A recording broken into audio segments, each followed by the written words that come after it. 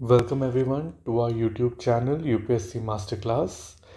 Today we will continue with our second lecture of Vision Eyes monthly magazine analysis for the month of February. Last lecture में हमने regional benches of supreme court तक cover किया था. अब हम इसके आगे देखे जाएंगे, which is NALSA national legal service authority. So, in the latest news, Parliamentary Standing Committee submitted its report on review of working of legal aid under the Legal Service Authority Act 1987. अब इसके लिए हमें ये समझना ज़रूरी है कि legal aid है क्या. लीगल एड बेसिकली उन लोगों के लिए सुविधा मौजूद कराई गई है कॉन्स्टिट्यूशन के द्वारा. जनता गवर्नमेंट का एक रोल होता है, एक रिस्पॉन्सिबिलिटी होती है, जिसमें वो लोग जो लीगल सर्विसेज अफोर्ड नहीं कर सकते, to meet the ends of justice, उन्हें सरकार लीगल सुविधा पर प्रोवाइड करवाती है, वकील मुहैया करवाती है, लीगल एड, लीगल एडवाइस मुहैया करवाई जाती है. इसे लीगल स्टेट कहा जाता है और ये उनका अधिकार कॉन्स्टिट्यूशन में मेंशन किया गया है. कॉन्स्टिट्यूशन में under which article? Under article 39A. DPSP का पार्ट है डीपीए. और ये चीज़ हमें याद रखनी है कि ये स्टार्टिंग ऑफ द कॉन्स्टिट्यूशन, ये इंपॉर्टेंट मैंने मार्क किया हुआ है. ये चीज़ पहले से कॉन्स्टिट्यूशन में नहीं थी. यह आर्टिकल 39A में इनकॉर्पोरेट किया गया है under 42nd amendment of the constitution. अब इसके बाद ये एक टाइमलाइन दी गई है, history of legal add movement in India. इसे आप एक बार पढ़ सकते हैं. उसमें ये कहा गया है कि मल्टीपल चीज़ें हैं. पहली चीज़, 1960 में guidelines of legal add introduce कराई गई. 1976 में एक आर्टिकल 42nd अमेंडमेंट के थ्रू, 42nd अमेंडमेंट जिसे हम मिनी कॉन्स्टिट्यूशन भी के नाम से भी जानते हैं, उसके थ्रू 39A इंट्रोड्यूस कराया गया. उसके बाद 1890 में एक कमेटी फॉर्म की गई for implementing legal aid scheme under justice Bhagwati. Justice PN Bhagwati का नाम बहुत फेमस है. अगर आप लोग किसी एक जस्टिस को जानना चाहते हैं सुप्रीम कोर्ट से, तो जस्टिस PN भगवती को आपको ज़रूर जानना चाहिए. उसके बाद 1987 में legal aid service authority act आता है, जो हम अभी पढ़ भी रहे हैं, जिसके अंदर बात हो रही थी, है ना. इसने statutory framework legal aid programme को दिया गया. फिर national legal aid service authority 1995 में बनती है. ये एपेक्स बॉडी होती है legal aid coordination of India के लिए, जो कि पूरे इंडिया में एक लीगल फ्रेमवर्क, एक बेसिकली गाइडलाइन सेटअप करी इस कमेटी ने, इस अथॉरिटी ने, माफ़ कीजिएगा, इस अथॉरिटी ने, जिसके थ्रू सारे स्टेट्स को अपने एक फ्रेमवर्क मिला अपने स्टेट्स में लीगल एड को सेटअप करने के लिए. फिर उसके बाद फिर एक लोक अदालत, ये नेक्स्ट स्टेप था, to give a easy respite to those who can not afford legal services. उनके लिए एक लोक अदालत सेटअप की गई ऑल्टरनेट डिस्प्यूट रेजोल्यूशन मैकेनिज्म के अंदर. इसके अंदर और भी चीज़ें आती हैं, मीडिएशन आता है, फिर कंसीलिएशन आता है, फिर आपका वो जन सुनवाई केंद्र आते हैं, बहुत सारी चीज़ें आती हैं. लेकिन वो सब उन सब के बारे में किसी और लेक्चर में बात करेंगे.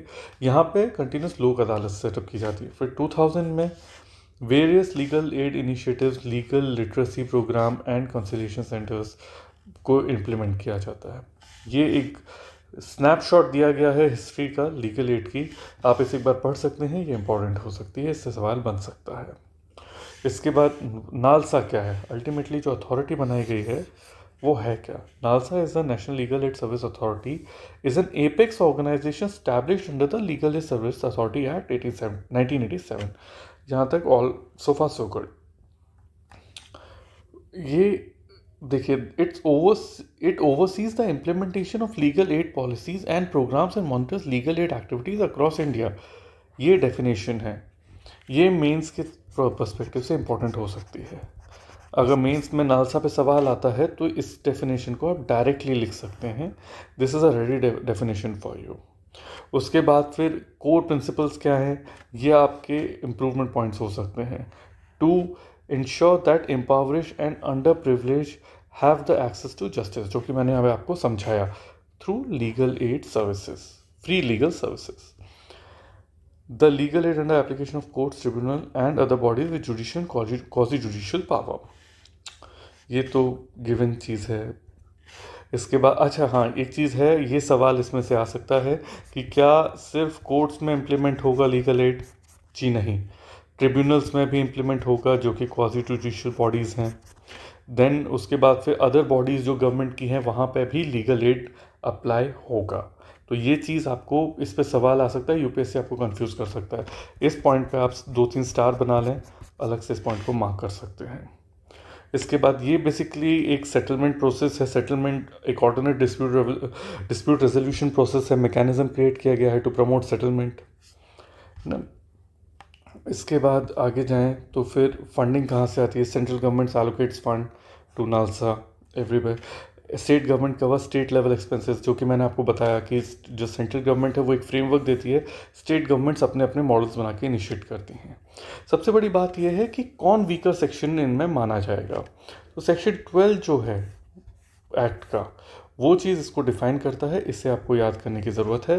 Women and children are considered weaker section, member of scheduled caste and scheduled tribes are considered weaker sections, industrial workmen are considered weaker section, person with disability are considered, person in custody is concerned, victims of human trafficking are concerned. now यहाँ पे आप देखिए, यहाँ पे कोई financial criteria नहीं है, तो इस चीज़ को ध्यान रखिएगा। कोई अमीर भी अगर ह्यूमन ट्रैफिकिंग का विक्टिम है तो उसे भी लीगल एड मिलेगा अगर वो अप्लाई करेगा तो। Victims of natural disaster, ethnic caste violence and industrial disaster, इन तीनों चारों कैटेगरीज में human trafficking, natural disaster, ethnic caste violence and industrial disaster, इन चारों में फाइनेंशियल क्राइटेरिया मौजूद नहीं है। तो ये चीज़ आपको ध्यान रखनी चाहिए। पर्सन्स विद डिसेबिलिटी और ऊपर वाले में भी नहीं है, लेकिन ये एक ऑलरेडी इस्टेब्लिश्ड हैं। बहुत सारे लॉज जो हैं जो इन लोगों को कवर करते हैं, वुमेन एंड चिल्ड्रन को, एसटी एंड एससी कैटेगरी के लोगों को, मगर ये हर जगह कवर नहीं होते हैं, इसीलिए आपको इन पर विशेष ध्यान रखने की ज़रूरत है। उसके बाद एक फाइनेंशियल क्राइटेरिया आता है which is person with annual income less than 1 lakh rupees. एक साल की, मतलब महीने की तकरीबन सालाना 8,000 रुपये से कम की इनकम अगर है आपकी, तो in that case you will be considered weaker section of the society. फिर फंक्शंस ऑफ नालसा हैं। फंक्शंस ऑफ नालसा तो हम ऑलरेडी डिस्कस कर चुके हैं डिटेल में। Legal aid and assistance, participation in pi, litigation of social justice, उसके बाद फिर लोक अदालत एंड मीडिएशन, ये resolution, fast resolution, amicable resolution, outside court resolution. एक शब्द आता है, इसे आप ध्यान रख लीजिए, ADR। ये ऊपर भी कई जगह आया, ऊपर भी इस तरह से कहा गया, इसे कहाँ था, ऑल्टरनेट डिस्प्यूट रेजोल्यूशन, ADR। ये चीज़ आपको हर जगह लिखनी है। अगर ये मेंस में सवाल आता है तो आपको ADR मेंशन करना ही करना है, ये बहुत इंपॉर्टेंट है। इसके बाद की प्रोग्राम्स ऑफ नालसा के की प्रोग्राम्स कौन से हैं? Legal aid and assistance, outreach programme, Lok Adalat and mediation, ये चीज़ हमने यहाँ पे भी पढ़ी है। विक्टिम्स कंपनसेशन स्कीम्स, कोई भी प्रोग्राम का नाम नहीं दिया गया है, लेकिन आप इनको एज अ पॉइंट्स याद रख सकते हैं। ज़्यादा इंपॉर्टेंट नहीं है, लेकिन एक बार पढ़ने ज़रूरी है, पर पढ़ लेना तो बेहतर रहेगा। ये चीज़ बहुत इंपॉर्टेंट है। तो constitution provision for legal aid, इस पे सवाल बनता है। ये आपको मेंस के बाकी आंसर्स लिखने में भी काम आएगा और प्री में भी ये चीज़ एलिमिनेशन में काम आएगी। तो इस पर विशेष फोकस करें, इस पर 3-4 स्टार्स बना लें इस चीज़ पे, और इस चीज़ को ढंग से पढ़ें। पहली चीज़ आर्टिकल 39A, जो कि मैंने आपको बताया डायरेक्टली है, लीगल एड की बात करता है। फिर आर्टिकल 14 वो इक्वालिटी को इंश्योर करता है, इक्वालिटी बिफोर लॉ। फिर article 22(1) providing protection to individual arrested और detain, ensuring the right of legal consultation and representation, जो कि जो भी आर्टिकल 22 के अंदर डिटेन किए जाते हैं उनका अधिकार है लीगल राइट का, लीगल असिस्टेंस का, कंसल्टेशन का, और आप उन्हें डिनाई नहीं कर सकते, और वहाँ पर लीगल एड बहुत काम की चीज़ होती है। इनफैक्ट वो चीज़ इंश्योर करने के लिए है कि लीगल एड होना चाहिए, लीगल एड इंश्योर करने के लिए है कि उनकी राइट्स जो है वो वायलेट ना हो। Issues identified with the report and key recommendations, इस चीज़ को आप एक बार पढ़ लें। Lack awareness in legal education, Indian justice, एक ये चीज़ lack of awareness in legal education, budgetary constraints and allocations, role of lawyers and compensation, lawyers refrains from doing pro bono due to fee caps। फिर challenges faced by लोक अदालत, limitation, power, procedure constraints, ability, and to compel parties to appear, causing delays and insufficient infrastructure and resources. Underutilization of paralegal volunteers, shortage of staff and unfilled vacancies. मतलब basically government का कोई भी scheme या कोई भी department जिन चीज़ों से सफ़र कर रहा है, लीगल एड कोई एक्सेप्शन नहीं है, लीगल एड भी उन्हीं चीज़ों से सफ़र कर रहा है। वही सिमिलर प्रॉब्लम्स हैं, इंफ्रास्ट्रक्चर एडिक्वेट नहीं है, चैलेंजेस जो हैं वो प्रॉपर प्रोसीजर के साथ वो ये एबिलिटी नहीं रखते हैं, इतने कॉम्पिटेंट लोग नहीं बैठ रहे हैं कि वो परस्यू कर पाएँ लोगों को to settle down. Role of lawyers compensation enough नहीं है। आप देखेंगे अगर मेडिकल फील्ड में भी जो सरकारी अस्पतालों में हैं वो बहुत अच्छे डॉक्टर्स वहाँ काम नहीं करना चाहते because of this same reason, क्योंकि कंपनसेशन जो है वो रिस्पेक्टेबल नहीं है according to them. Budgetary constraints हो रहे हैं, again the same old problem. इसके लिए रिकमेंडेशंस दी गई हैं, इन रिकमेंडेशंस को मैं यहाँ पे वीडियो में कवर नहीं कर रहा हूँ, आप इन्हें एक बार पढ़ सकते हैं, ये मेंस के वे फॉरवर्ड के पॉइंट्स में आ सकते हैं। वे फॉरवर्ड में आप इन चीज़ों को लिखेंगे, ये बेहतर रहेगा, इसमें समझाने जैसा कुछ नहीं है, इसीलिए मैं इसे स्किप कर रहा हूँ। मैं सिर्फ वही चीज़ें पढ़ाऊँगा आपको जो चीज़ इंपॉर्टेंट है, अगर मैं पूरा पढ़ाने लगा तो फिर एंडलेस हो जाएगा एंड रिपीटेटिव वर्क का कोई मतलब नहीं है। Second aspect is Article 142. Let's see Article 142 क्या है. The Supreme Court recently nullified the outcomes of Chandigarh mayor elections, exercising its power under Article 142 of Constitution to ensure complete justice. सवाल उठता है कि आर्टिकल 142 है क्या। आर्टिकल 142 जो है वो special powers of the supreme court है। कहीं पे भी अगर कोर्ट को ये लगता है कि एंड ऑफ जस्टिस मीट नहीं हो रहा है through normal course, so they can use their special powers to in order to deliver the end of justice. Parties के साथ जस्टिस करने के लिए वो इनसे यूज़ कर सकती हैं। इन्हें कई जगहों पे यूज़ किया गया है। जो एक सेक्शन 377 जब डीक्रिमिनलाइज किया गया LGBTQ कम्युनिटी के लिए, वो भी ये स्पेशल पावर्स को यूज़ करके ही किया गया था। Doesn't matter, that's not the point right now, अभी हम यहाँ पे पढ़ें। So the supreme court in the exercise of its jurisdiction may pass such decree, एक मिनट,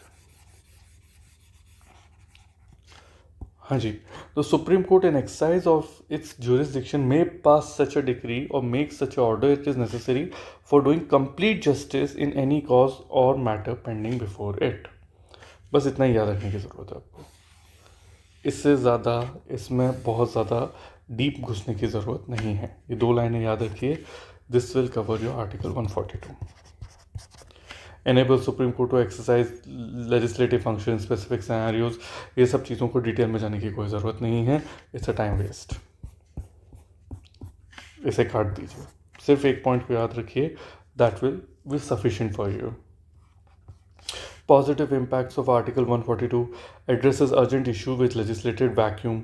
जहाँ पे ये तो जैसे मैंने आपको बताया, जहाँ पे जो नॉर्मल कोर्स है, जो नॉर्मल लॉज हैं, उनसे एंड ऑफ जस्टिस मीट नहीं हो रहा है, वहाँ पे आर्टिकल 142 का इस्तेमाल करके Supreme Court can meet the end of justice and do complete justice to the parties. इसके कुछ एग्जांपल्स भी हैं। भवरी देवी, मैंने इंपॉर्टेंट मार्क किया हुआ है, ऐसे 2-3 स्टार्स बना के इंपॉर्टेंट लगा लें यहाँ पे। भवरी देवी वर्सेस स्टेट ऑफ राजस्थान, जिसके बाद विशाखा गाइडलाइंस आई थी।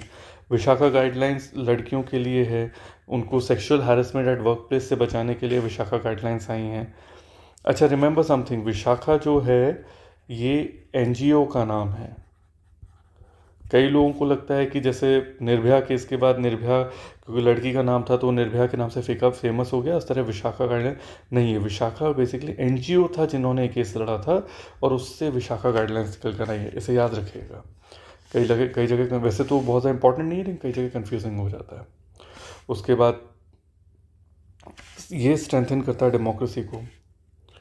जहाँ पे भी डेमोक्रेसी जो है वो लैक करती है, लेजिस्लेटिव एस्पेक्ट लैक करता है, वहाँ पे गवर्नमेंट जो है माफ़ कीजिएगा, सुप्रीम कोर्ट जो है उसे उस वैक्यूम को फुलफ़िल करती है। उसके बाद ये सिमिलर इशू जो है कोट्टासामी जजमेंट में भी उठाया गया था। Then provides checks and balances, it serves as a crucial check on the government branches, preventing overreach and protecting citizens. इसके बाद civil and social justice, civil rights and social justice, promotes equality, equality among people. इसके बाद issues हैं, multiple issues भी हैं कुछ। ये basically subjectivity है डेफिनेशन में। यहाँ पे बेसिकली एक क्रिटिसिज्म है सुप्रीम कोर्ट का, दैट सुप्रीम कोर्ट के पास वाइड डिस्क्रिशन ऑफ पावर्स है। So basically and of justice अगर आपको लग रहा है, ये जो तरीका है सुप्रीम कोर्ट का जज करने का कि ये लेजिस्लेचर है, अल्टीमेटली लॉ बनाने की पावर जो है वो पार्लियामेंट के पास है, वो सुप्रीम कोर्ट के पास नहीं है। तो सुप्रीम कोर्ट को किसने ये राइट दिया, ये डिबेट है, एक डिबेट होती है कि किसने सुप्रीम कोर्ट को ये ओवर रीचिंग पावर दिया to go beyond the scope of legislature. जो लेजिस्लेचर ने स्कोप दिया उसके बियॉन्ड जाके आप एक ऑर्डर पास करें जो कि लेजिस्लेचर आपको अलाउ नहीं करता है। That makes it arbitrary power. तो ये चीज़ एक क्रिटिसिज्म है। जो लाइन्स है वो ब्लर्ड हैं बेसिकली, जो सेपरेशन ऑफ स्टेट है, सेपरेशन ऑफ पावर जो डॉक्ट्रिन है हमारी, उसे ब्लर करता है ये। अनअकाउंटेबिलिटी है, अगेन मैंने कहा बिकॉज आर्बिट्ररी पावर है इसीलिए अनअकाउंटेबल है, क्योंकि स्टैंडर्ड डेफिनेशन नहीं है। फिर लैक ऑफ कंसिस्टेंसी है, क्योंकि ऑब्जर्वेशन सुप्रीम कोर्ट के चेंज होते रहते हैं, उसके कारण एक लैक ऑफ कंसिस्टेंसी आती है। और ये चीज़ें 3-4 चीज़ें हैं, इनको आप एक बार पढ़ेंगे तो बेहतर रहेगा। इसके वे फॉरवर्ड आता है आर्बिट्रेरीनेस को, वही चीज़ जो वहाँ पे चैलेंजेस इश्यूज़ के साथ गिनाए गए हैं उन्हीं को वे फॉरवर्ड में काउंट कराया गया है। Addressing arbitrariness, definition of complete justice, establishment of regulatory framework so that consistency can be maintained, referral to constitution। Benches, बड़ी बेंचेस होंगी तो ज़्यादा कंसिस्टेंट आउटकम्स निकल कर आएंगे। With that, we are at the end of this lecture. This is your mentor and your host signing out. Thank you so much.